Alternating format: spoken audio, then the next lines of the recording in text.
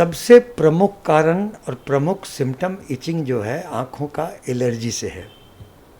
अब एलर्जी किस चीज़ से है ये जानना बड़ा मुश्किल है। पेशेंट को ही इतना कॉन्शियस होना होगा कि धूल, धुआं, कोई कछुआ छाप, कोई अगरबत्ती, कोई कॉस्मेटिक्स क्या लेते हैं तो उसको एलर्जी होता है, या कोई दवाई डाल रहे हैं आँख में। इस आजकल बहुत सारे बाबा हो गए हैं कि बहुत तरह के दवाई देते हैं, उस पर रिसर्च प्राप्त नहीं है, वो दवाई लोग ले लेते हैं, बाबा का दवाई, उससे आँख में एलर्जी हो जाती है तो इचिंग होगा। तो जानना है कि ऐसी कौन सी दवाई ले रहे हैं ताकि उस दवा का हम लोग उससे इचिंग हो रही है।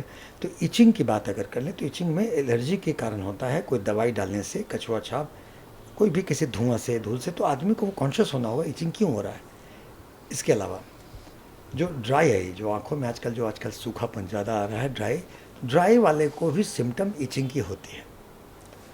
इसके अलावा बहुत सारी जो बीमारियां हैं, जैसे आँखों में आप देखते हैं जिसको कीड़ा चाटना कहते हैं, क्या कहते हैं, एलर्जिक कॉन्टैक्ट डर्मेटाइटिस, उसमें आँख के पलक पे भी सूजन होता है और आँखों में भी इचिंग होती है। इचिंग में अगर खुजली होती है तो खुजली होने में आपको, जैसे हमने कहा कि आप आइडेंटिफाई करें किस कारण से खुजली हो रहा है।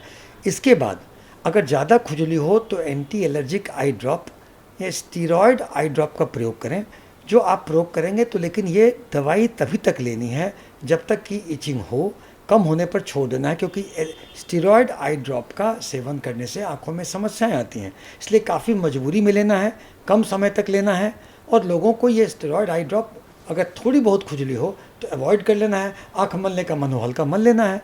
तो खुजली करने से कोई आँख को डैमेज नहीं है, लेकिन तब भी अगर आँख को आप ज़ोर से मलते हैं तो आँख एक नाजुक अंग है, उसको आप प्रभावित कर सकते हैं।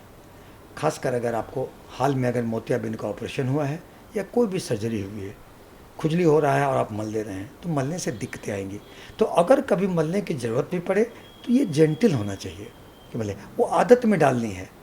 खुजली हो रही है इसका मतलब तो क्या, मान लीजिए किसी को शरीर में खुजली होता है तो बैठ के वो अगर चाकू से खुजलाने लगेगा तो दिक्कत होगा, या नाखून से ज़्यादा।